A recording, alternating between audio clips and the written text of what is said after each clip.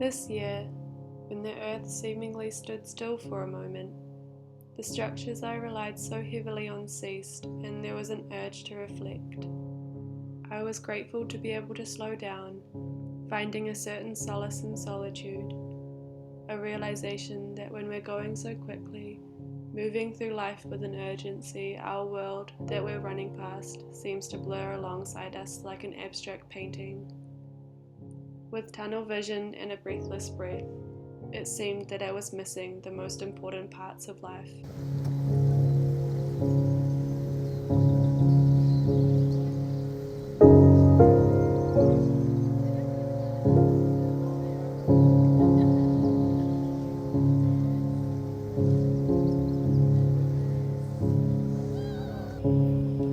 Anita Mortlock explains eloquently that the idea of slow is something that is synonymous with depth and connectivity. This idea that going faster is not necessarily better. With speed, perhaps we are skimming along the surface, and with slowness, there is a depth of understanding. Slowing down can promote a greater awareness and connection to ourselves, our environment, and to the people that surround us.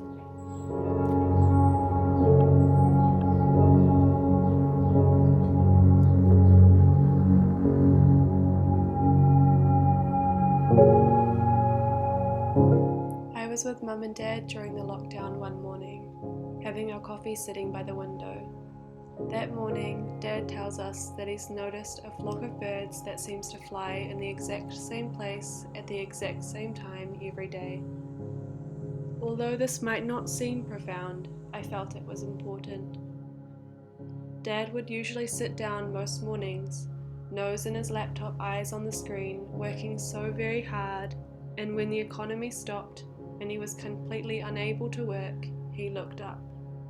He noticed the birds that had flown past the window for the last 22 years we've been in that house.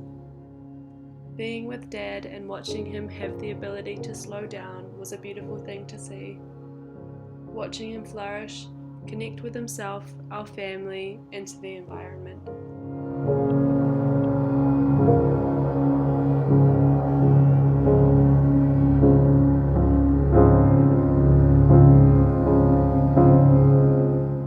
The slow movement has been rendered as a response to the speed and changeability of modern life.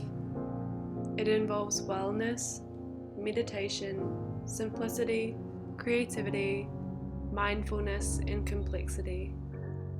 Slowness as a pedagogy can bring this awareness, strengthening our connection to ourselves, the people that surround us, and to our environment. It can create a greater depth of understanding, allowing and encouraging the learner to meander, pause, reflect on their learning and themselves. Slow pedagogy is unwinding and unfurling, rekindling the rhythm that is innate in each human, this inner intuition or mana that a child possesses.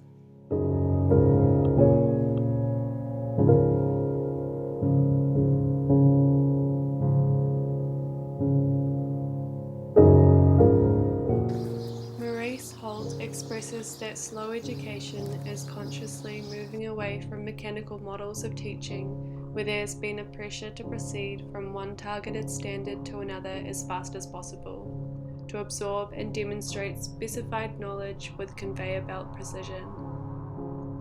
Learning is less about conforming to one homogenized system with a rigidity and control, and more about honoring the unique passageways and rhythms each child carries with them. Where there is pressure to learn in one strategic way, I feel that these can cause blockages in the formation of our own spirit or wairua that should naturally flow. Slow education is about a trust in knowing that by letting things transpire according to the child's own tempo, this will allow for the growth of intuition, independence, and confidence.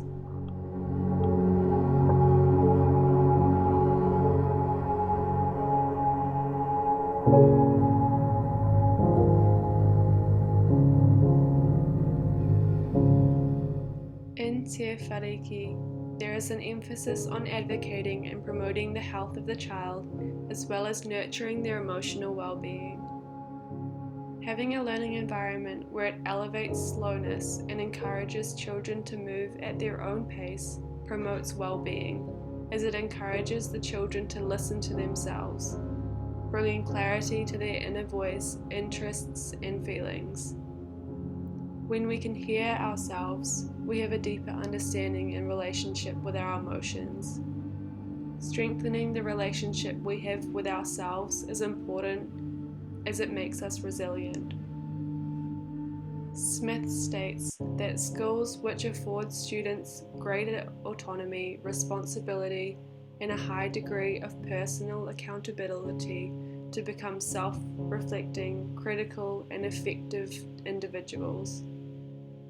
By letting children have agency and ownership over their own learning and development, this means that when they eventually venture into the wider world on their own, there isn't a collapse or reliance on external support, but they have the means to carry themselves.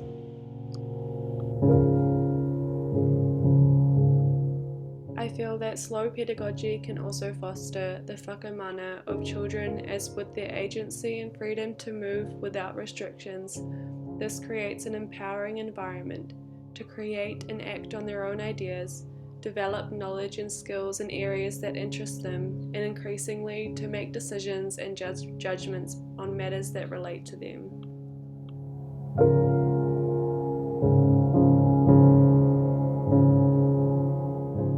In slowing down, it seems clear that there is an inadvertent awareness and reconnection with nature and the world that we are living in.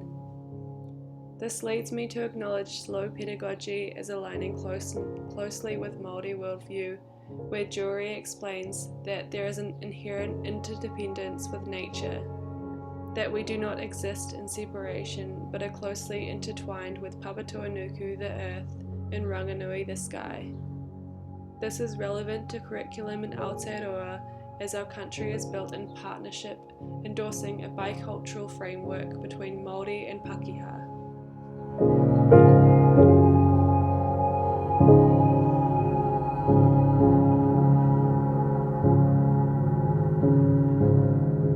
There is a lovely child that I've been working alongside for my placement, and he isn't as verbal as other children his age. What unsettled me a little bit was hearing one of the teachers sternly telling the child to use your words, you're 2 years old. Telling the child to use their words is like telling a tree to go faster.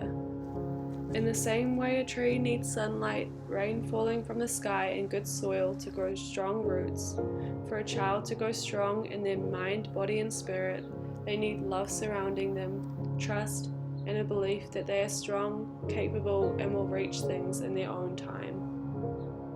There will not be growth by demand nor pressure.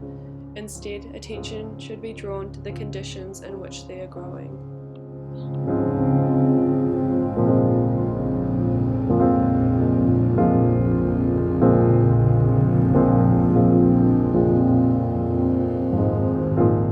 Slow pedagogy involves the honoring of the child's own innate rhythm and intuition.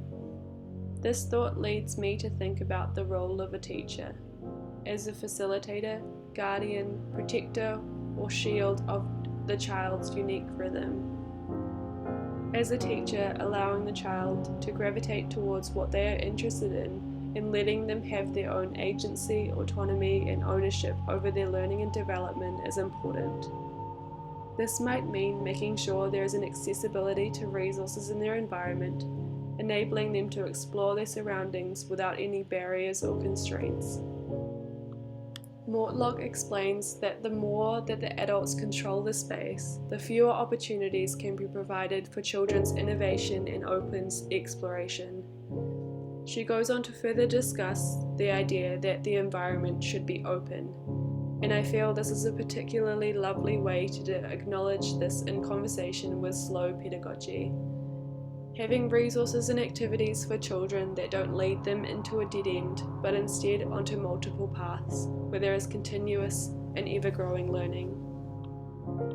Slowness can foster a greater awareness to our environment. With this love, appreciation for our earth and for nature, I feel there is an inevitable reflex to protect and preserve it. Therefore, slow pedagogy has the ability to encourage teachers and children to approach play and exploration in a sustainable way. Mortlock discusses that children's ability to seek new affordances for old materials is crucial to a world where humans use more environmental resources to create new products that isn't sustainable. When thinking about sustainable play, this reminds me of the different ways my sister and I would explore growing up. When we were little, there was an old treadmill in our house that, funnily enough, no one ever used. My sister and I would get all sorts of different things from the pantry, like cans, bags of flour, cereal, and my sister and I would take turns being the checkout operator and the customer, using the moving treadmill belt as the checkout surface. This is a good example of how as children, we are seeking new affordances to old materials. And actually, I feel that this play was more potent in a way, because we were using our imagination, creativity, and innovation.